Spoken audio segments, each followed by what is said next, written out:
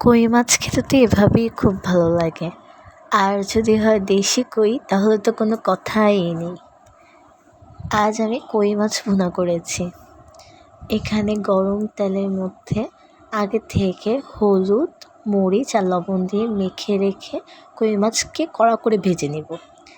এখানে ওই একই তেলের মধ্যে পেঁয়াজ কুচিগুলোকে দিয়ে ভাজা ভাজা করে নেব।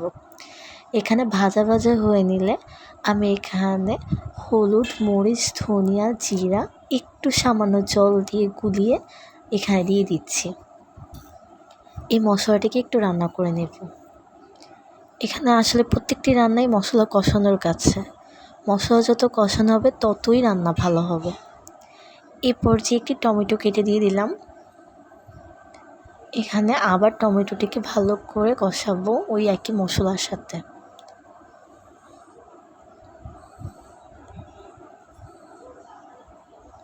এই যে আমার রান্না থেকে তেল ছেড়েছে, এই পর্যায়ে আমি ভেজে রাখা কই মাছগুলোকে দিয়ে দিলাম।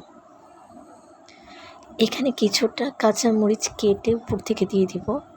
এই যে গরম গরম আমার ঝাল ঝাল কই মাছ ভুনা একদম রেডি।